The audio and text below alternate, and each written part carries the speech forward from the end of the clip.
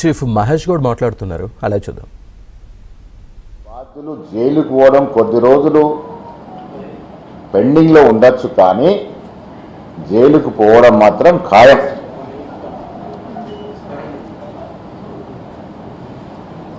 లక్ష కోట్లు ప్రజల సొత్తును వృధా చేసినటువంటి సందర్భం.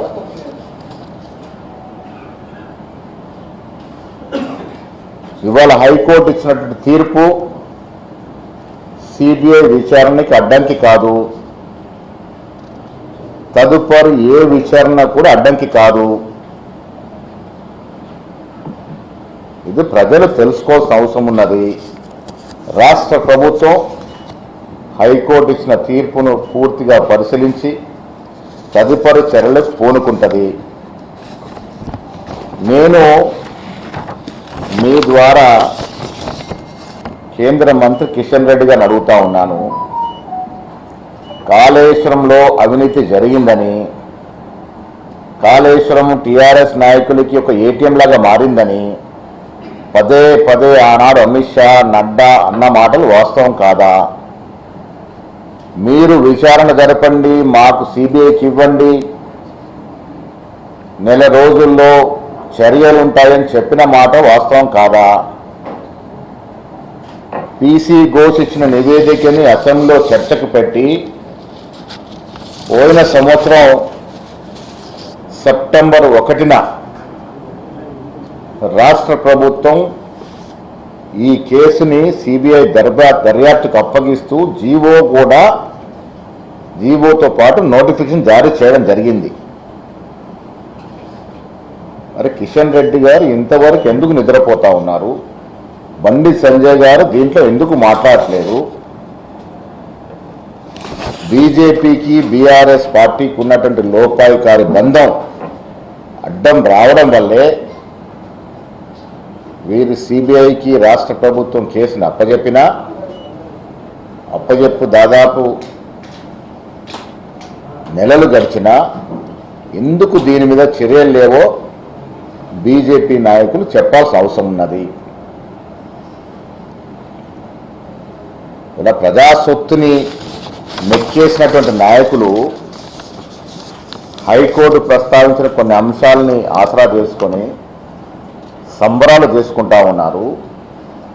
హైకోర్టు ఎక్కడ కూడా ఎవరికి కూడా క్లీన్ చిట్ ఇవ్వలేదు, దర్యాప్తు ఆపమని చెప్పలేదు.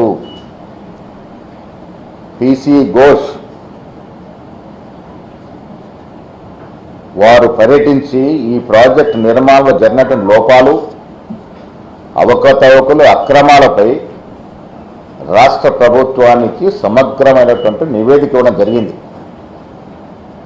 ఆ నివేదిక విషయంలో కూడా హైకోర్టు ఎక్కడ తప్పు పట్టలేదు. బాధ్యులెవరు, దోషులెవరు, ఎక్కడెక్కడ తప్పులు జరిగాయి, ఏమేమి లోపాలు ఉన్నాయనే వివరాలన్నీ కూడా పీసీ ఘోష్తో పాటు రాష్ట్ర ప్రభుత్వం వేసినటువంటి విజిలెన్స్ కమిషన్ కూడా నివేదిక రూపంలో వచ్చింది.